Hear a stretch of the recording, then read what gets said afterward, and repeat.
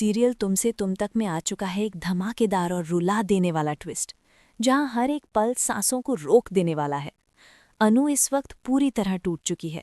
मीरा के घर के बाहर खड़ी, आंखों में आंसू, हाथों में कांपते हुए वो अपने पापा की जान की भीख मांग रही होती है। मीरा, प्लीज मेरे पापा को बचा लो। लेकिन मीरा, उसने तो अपने कानों पर हेडफोन्स लगा लिए हैं ताकि अनु की आवाज़, उसका दर्द, उसकी फरियाद कुछ भी उस तक ना पहुंच सके। ये लम्हा अनु के लिए सिर्फ बेइज्जती नहीं, बल्कि रूह तोड़ देने वाला दर्द बन जाता है।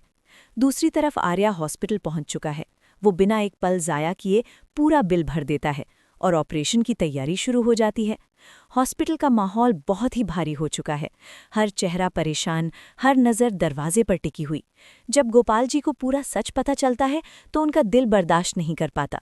उन्हें मेजर हार्ट अटैक आ जाता है और उनकी हालत अचानक बहुत ज़्यादा बिगड़ जाती है। अनु जब ऑपरेशन के फॉर्म्स भर रही होती है तो उसके हाथ कांप जाते हैं। कलम उसके हाथ से गिरकर टेबल पर गिर जाती है, क्योंकि उसकी पूरी दुनिया इस वक्त सिर्फ एक चीज़ पर टिकी होती है, उसके पापा की जिंदगी। वेटिंग एरिया में वक्त जैसे थम सा गया हो। कोई किसी से बात नहीं कर रहा, बस खामोशी और डर। अनु बार बार ऑपरेशन थिएटर के दरवाजे की तरफ देखती है, जैसे हर गुजरता हुआ सेकंड उसके पापा की सांस से जुड़ा हो। फिर अचानक ऑपरेशन थिएटर का दरवाज़ा खुलता है। डॉक्टर बाहर आते हैं। उनके चेहरे पर गंभीरी साफ नजर आ रही होती है। अनु का दिल जोर जोर से धड़कने लगता है। उसके होंठ कांप रहे होते हैं।